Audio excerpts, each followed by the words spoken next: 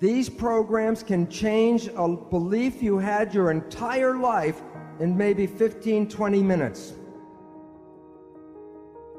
Many of them create a state of super learning like you were when you were an infant. Yet there is a better and faster way even.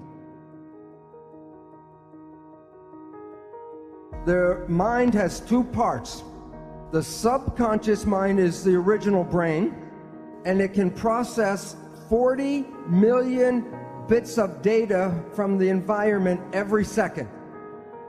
The mind is very powerful and very fast, but it's totally habitual. It's not creative. It can only play back what it learns. In evolution, the front part of the brain, the prefrontal cortex, gives rise to consciousness. It's a small piece of the brain that is consciousness. Self or consciousness is an add-on option, and most people don't exercise the option. But note, it can process only about 40 bits of data per second. The subconscious mind is 1 million times more powerful. While the subconscious mind is fast, the conscious mind is slow at processing.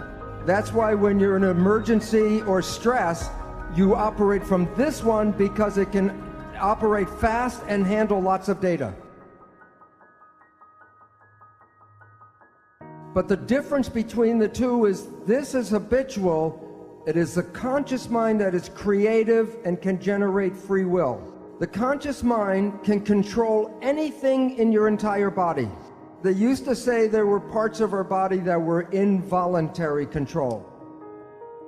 But now we know that's not true. For example, yogis can regulate their heartbeat, their blood pressure, or body temperature with conscious mind. So while the conscious mind can only handle a few things, the subconscious mind can do many, many thousands of tasks at the same time. Now, recently, neuroscientists are talking about how your unconscious really shapes your life, your decisions. What they say, according to cognitive neuroscientists, we are conscious of only about 5% of our cognitive activity. Most people, 1% of their day is in the conscious mind. So every day, you create only from your creation mind, your conscious mind, only about 1% of what is going on in your life. And therefore, 95 to 99% of your life comes from your programming in your subconscious mind. So what this means is maybe you were the child in the store and your parents said you do not deserve. 95% of the day you will sabotage your life to make sure you do not deserve. And the reason why is the subconscious job is to create reality out of the program. And so therefore, if you have negative programming, 95% of the day, you will create that negative experience in your life. Now here's the problem. The conscious mind and the subconscious mind work together. So whatever the conscious mind focuses on, it can control, but what it's not focusing on, the subconscious mind controls. So most of our day, we are thinking about the future or thinking about the past. That's with the conscious mind. So if the conscious mind's not paying attention to right now, then everything you're doing during the day is being run by the program that you got. But the problem is, because your mind is not, the conscious mind's not paying attention, then it does not see the program being played by the subconscious mind. So most of every day, you are not playing programs that you personally want, you're playing programs that you got from other people. But you didn't see those programs, so when your life doesn't work, you say the universe does not support me. And yet the truth was, it was your own invisible behavior that sabotaged you. So what's important is some people say, well, maybe I just do some positive thinking. Which mind does the positive thinking, conscious or subconscious? The conscious mind, which works at 5% a day with a 40-bit processor, And when you're doing your consciousness, are you paying attention to what's going on? Who's running the show? The experiential programs from the subconscious mind, and that is 95% of the day with 40 million bit processor. Does positive thinking work? Do the math. And the issue is that it's very difficult to take a small processor and overpower the large processor. And you have to use what is called willpower with the emphasis on power to override. Now here is the second catch, or the second problem. The subconscious mind is like a recorder tape player. It records an experience, and then when you push the button, it plays the experience back.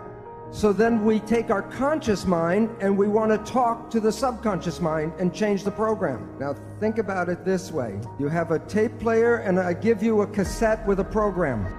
You put the tape in and you push play. And the program is going, you say, I don't like the program. Then you go up to the tape player and you say, change the program, change the program. The issue is the tape will not change by doing that. But there are ways to change the program if you know how to push the record button. So your life does not reflect what you want, it reflects the program you were given. So one way out is consciousness. Just be conscious and then you don't play the tape. A second way out, clinical hypnotherapy, because that puts you back in the same brain state that you were in the learning period. And then you can put a new program and rewrite the tape. Yet there is a better and faster way even. There's a group of new psychology modalities called energy psychology. There are many different versions. For example, holographic repatterning, body talk, EMDR, EFT. The one I am most familiar with is PSYCH-K, PSYCH-K. These programs are like pushing the record button on the tape player. These programs can change a belief you had your entire life in maybe 15-20 minutes. Many of them, like PSYCH-K, create a state of super learning like you were when you were an infant. But I'm now going to show you how your thoughts go out and affect your life on the outside. EEG, you put wires on your skin and read the brain activity. MEG, the probe does not even touch the head. You can read your brain activity outside of your head. It's not magic. When a nerve carries a signal, it's like an electric wire. It has an electrical component, and so the electric component can be picked up by electrodes on the skin. But when a wire is carrying a current, it also has a magnetic field around it. The magnetic field passes through the skin. Your thoughts are not contained in your head. The people that you get connected to, you are entangled with. And many people are familiar, if you think about someone or talk about someone you haven't seen for years, and I say, oh, I haven't seen my friend John in 10 years, and the phone rings and it's John. It's like the placebo, nocebo. When you think very positive thoughts of someone, they make an effort to get in touch with you. But it works both ways. If you have a negative thought about somebody, wherever they are, they will create negative talk about you. So it's very important to recognize your thoughts and your judgments are not just connected to you, they're connected to the people you talk about. You are exciting and activating those things in the world that are connected to your thoughts. When a mugger is trying to pick out which person he's going to attack, of the different people walking down the street, which one do you think gets attacked? The one who is most afraid. Because the one who is most afraid will resonate, and that means that the mugger doesn't have to do anything, go boo, and everyone will give him everything.